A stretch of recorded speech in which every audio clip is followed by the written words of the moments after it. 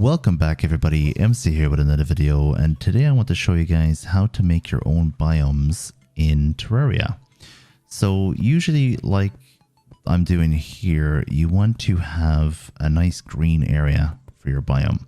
You can pretty much do this anywhere, including up in the sky as well, but I prefer to do it in a normal biome area, and that way you're going to keep the spawns down of your enemies that are going to be attacking you while you're trying to build the biome, and also you are going to be able to see your effects a little bit sooner.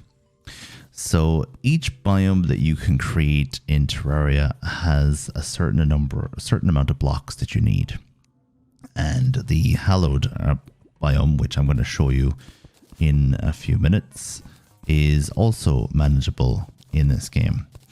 You can also do the snow biome and the sand biomes, for example. But when it comes to which ones are more practical, I'd recommend sticking with the even stone blocks for the corruption biome, or the crimtane blocks or the crimson blocks for the crimson biome, or the pearl stone blocks for the hallowed biome. Because if you're trying to make a snow biome, it takes over 1,000, I think it's over 3,500 blocks to make a snow biome. So the sand biome and snow biome are not worth it. They take way too long unless you're absolutely desperate for a snow biome in your playthrough. Now, usually when it comes to these biomes, I like to have at least 300 blocks.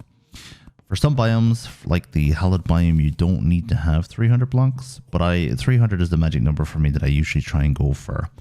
And sometimes you can even, if you want to make 100% sure, just have 350 blocks for the corruption biome, because you technically don't need that many blocks to make a biome, but you never know when something has been changed. Sometimes they change things in Terraria and there's a higher requirement sometimes, and even if they don't change the biomes, you just want to make sure that you use enough so that you see the difference in the background behind. Now, as you can see, I have changed this into a corruption biome now. I'll start to get the corruption enemies, and I will also start to get the extra spawn rates from having a corruption biome.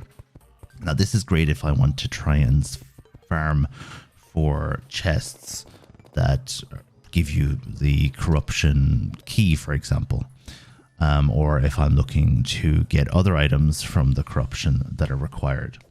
However, when you're in the late game, you probably don't need to create yourself a corruption biome if you are trying to farm for something, unless you're trying to farm for the key, really.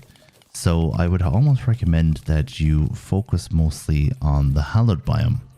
Now, what I'm doing here is, instead of just replacing the blocks with pearl stone, I just want to show you that you can remove the biome that you just created by taking away enough blocks. So if I take away enough of these blocks that I put down here, then the background will change back to normal and the corruption biome has gone. As you can see, the corruption actually did start to spread while I was making this biome too. So corruption spreads pretty quickly. So if you're making a biome, you might want to make sure that you want to keep it. It's going to be a bit of a pain for me to try and get rid of this, but I will do it just for the sake of showing off that it is possible. When it comes to the hallowed biome, as I said, you need a lot less blocks for hallowed biome, and it's a lot more useful. And obviously you can do the same thing with the crimson biome. The crimson biome is the same as corruption biome, it's just you use crimson blocks instead. And the blocks, I like, when it comes to the biomes that I create, I like to make sure that they're embedded in the ground pretty much, or embedded in the area. So as you can see, I have a lot of corruption in the mud or in the dirt blocks around me. I like to try and embed it properly so it spreads correctly. Because if you're going to be making a biome, you might as well do it correctly. You can always use the contaminator later if need be. So as I said, here we go with the pearl stone blocks. Pearl stone blocks to make the hallowed biome, to give you the hallowed biome spawns. Now, I don't know this for a fact, but I'm in theory going to tell you that if you have enough corrupted blocks in an area where you put down enough pearl stone blocks, you will have the pearl stone or the hallowed enemies but you will still have the extra spawn rate from the corruption. Now, I noticed that I was still getting corruption enemies even when I was putting down these pearl blocks, and I was also getting a slightly increased spawn rate. So as I said, that might not be 100% accurate. You guys can let me know in the comment section why this was happening in the first place. But I almost felt like I was getting an increased spawn rate and I was getting corruption enemies from having corruption blocks in the area. It was very interesting. So as you can see, I already started to get some of the hallowed enemies already. Now, because it's raining and because I changed the background already, you can't see the hallowed in the background, but as long as the hallowed enemies are spawning, it is technically a hallowed biome. For some reason, I'm still getting the ocean biome in the background, and that is completely fine. As long as the enemies that you want to spawn are spawning, you're in the right biome, because all you care about is getting the stardust and of course the unicorns, and if you really want to, the werewolves as well, so you can start farming for other late game items. And just going to fill in this little gap here.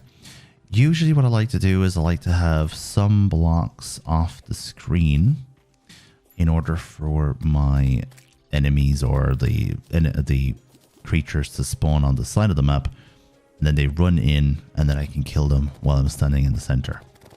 So as you can see here, that's exactly what I've done. I have the blocks stretching out, and as long as there's more than, I believe, 200 on screen, maybe 150, you can get away with having a hallowed biome, and then you can start farming unicorns.